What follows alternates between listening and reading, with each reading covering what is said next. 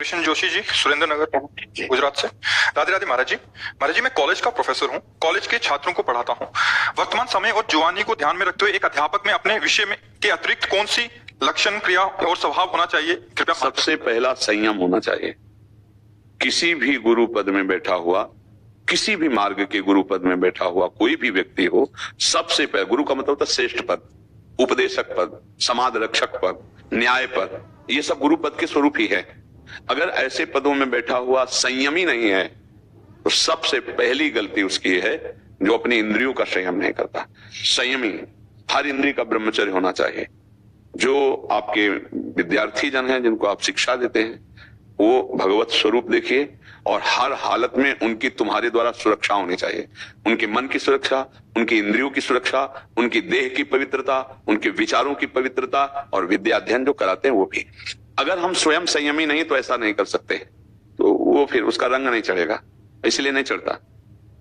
बहुत से ऐसे टीचर के द्वारा गलतियां हो जाती हैं, समाचार समाज, इसमें आप देखिए वो स्वयं संयमी ना होने के कारण अपने पुत्रवत जो जैसे हमारी प्रिय बच्ची, प्रिय बेटा, वो वैसा व्यवहार होना चाहिए, वो त्रुटि कर देते हैं।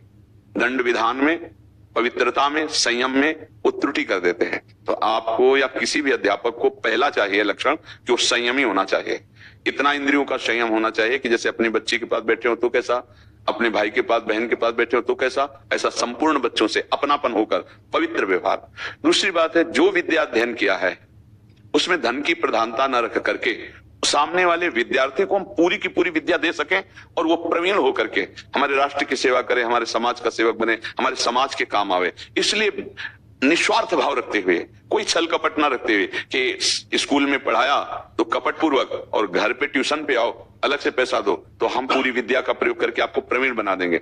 ऐसा सब विद्यार्थियों के पास इतना पैसा नहीं होता कि वो ट्यूशन ही कर सके। तो अध्यापक को चाहिए कि जो ट्यूशन में अलग से पैसे लेकर के आप शिक्षा देते हैं वो खुली शिक्षा दीजिए विद्यालय में। विद्यालय में कमजोर और ट्यूशन में आकर के उन्नतिशील उसको शिक्षा, ऐसा नहीं कि विद्यालय में तो समय पास हो रहा है, अगर आपको आना है उत्तम विद्यार्थी बनना है तो आप घर आइए, या हमारे वो कोचिंग सेंटर कहते हैं, हाँ, ऐसा मुझे लगता है टीचर को ऐसा नहीं, क्योंकि कई ऐसे विद्यार्थी होते हैं जिनके पास ऐसी सुविधा नहीं है कि आपको अलग से पैसे देकर पढ़ सके, तो वहीं उनको प्रवीण करना चाहिए। आप गुरु पद में है, जितनी शिक्षा है निष्काम भाव से उनको देना चाहिए नहीं। और तीसरी बात, किसी भी विद्यार्थी की त्रुटि पर उचित दंड, कोमल दंड का विधान करना चाहिए, कठोर दंड का विधान नहीं करना चाहिए। जैसे विद्यार्थी हैं तो त्रुटि होगी, अवस्था होती है त्रुटियों वाली, तो मृदु दंड का विधान है, कठोर दंड का पुलिस के द्वारा विधान है सरकारी कानून में, उसमें फिर कठोर दंड का विधान है। टीचर के द्वारा मृदु दंड, आप खड़े हो जाइए, 1 घंटा खड़े रहिए, ऐसे दंड दिए। जैसे कोई बांस की छड़ी से विविध प्रकार से मारना, पीटना, गाली गलौज करना, खूब अच्छा, ये सब ये टीचर का धर्म नहीं। मृदु दंड कि ठीक है, आज आप जितनी देर क्लास रहेगा आप खड़े रहिए, ये आपके लिए दंड है। या कभी ऐसे मृदु दंड का प्रयोग कर, कठोर दंड का प्रयोग करेंगे तो आप भी फंस जाएंगे।